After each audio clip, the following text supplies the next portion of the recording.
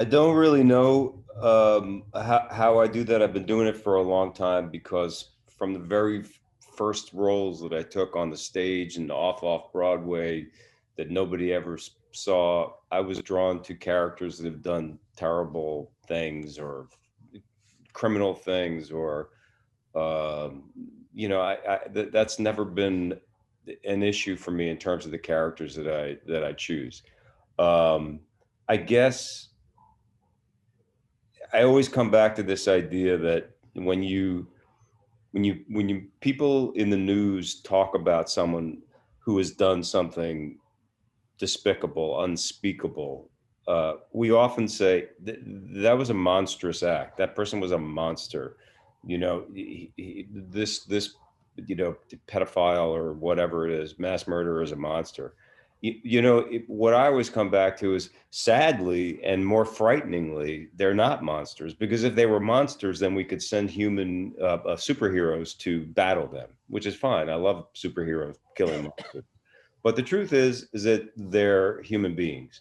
That's the scary truth of our human existence. So what all I do with Jackie is I don't think about the things that he does so much as I think about just trying to portray him as an actual human being. And that, frankly, is the same thing that I would do if the guy was heroic. Right. Because I guess he started in a certain way to, protect and serve. And I think in the back of his head, he still thinks that it takes a guy like him to protect and serve. If I ever really stopped and thought about what was going on in the back of Jackie's head, I don't know if I would get through the day. But yeah, I think that's true. I think that's true. Yeah. One of the cool things that happens on a personal level in this season is that both my wife and my daughter are doing a lot of soul searching, as Jill pointed out. They're going 12-step programs. They're in a kind of form of recovery in terms of the things that have happened to them in their past.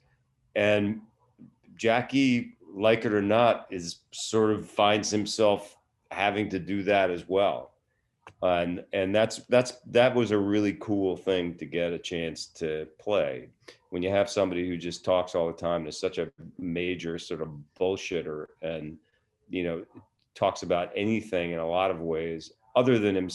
He talks about himself, but not in a real honest kind of personal way. It was great to get a chance to do that this season. I also think it's so interesting with his drug use. He's only doing work bumps. Like he doesn't sit at home and party, but before he has to go into a room, he does a quick bump. And I'm like, there's got to be some fear-based stuff in that he needs that extra energy. Well, fear-based. I mean, listen, so much of when people react badly to situations or have substance abuse issues, let's face it, it's always a lot about fear.